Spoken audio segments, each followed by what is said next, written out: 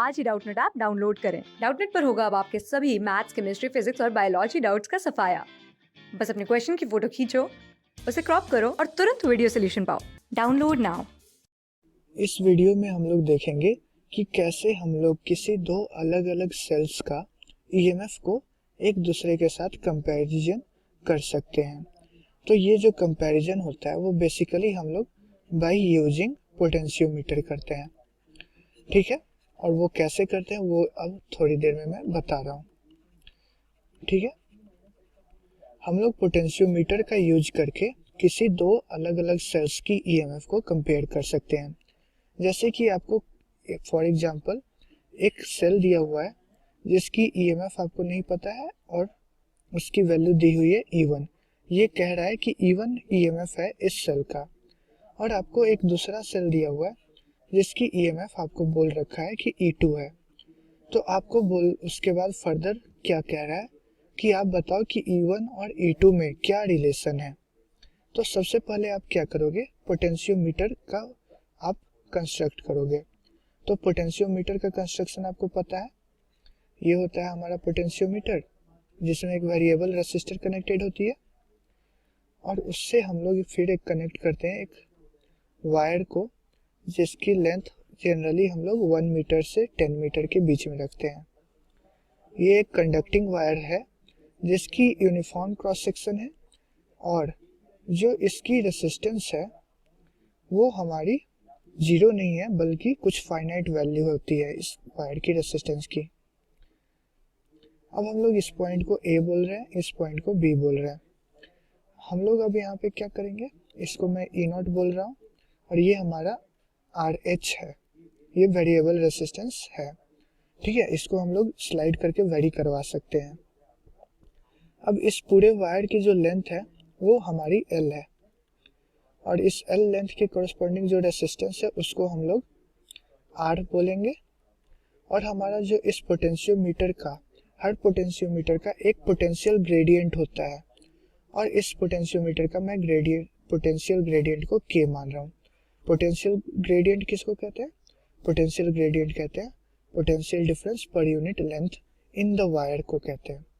मतलब कि इस वायर में पर यूनिट लेंथ कितनी पोटेंशियल डिफरेंस देखने को मिलेगी उसकी वैल्यू K इंडिकेट करती है।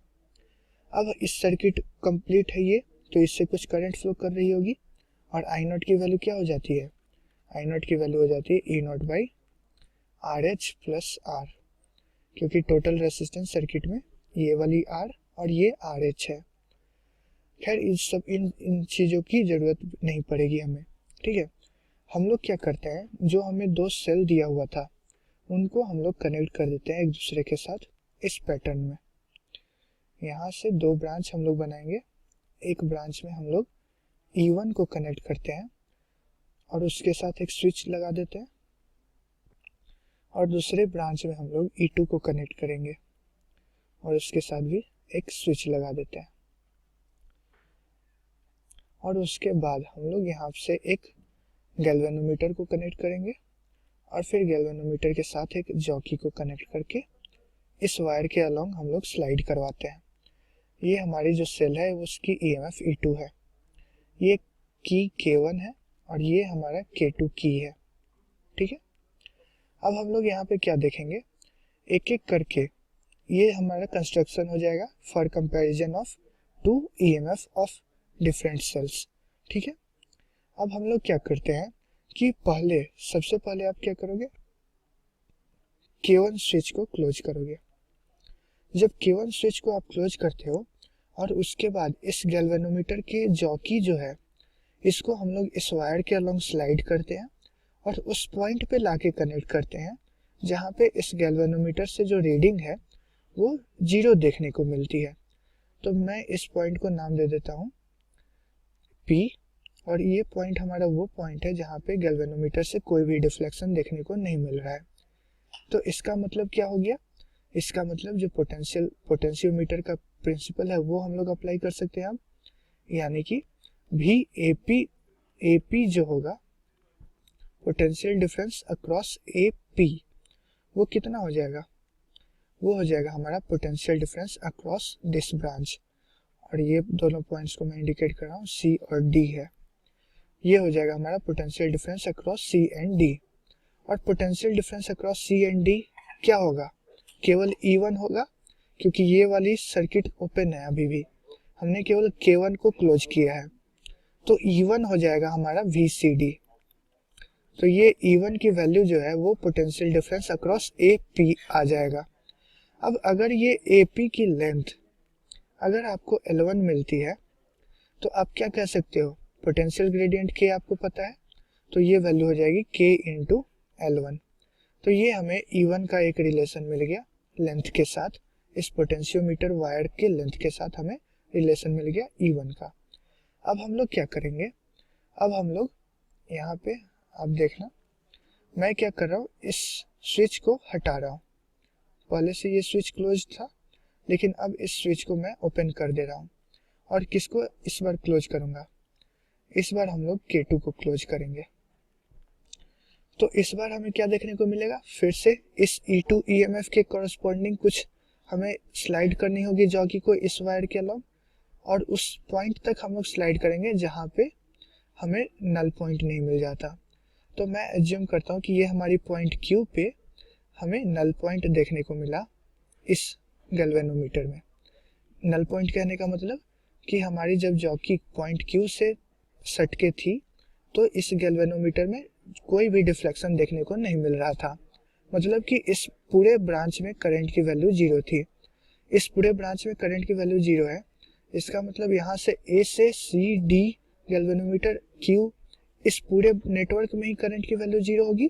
ठीक है, तो अब हम लोग फिर से यहाँ पे प्रिंसिपल लगा सकते हैं पोटेंशियोमीटर का, और इस बार हमें क्या देखने को मिलेगा, VAQ is equal to VCD, ये हो जाएगा।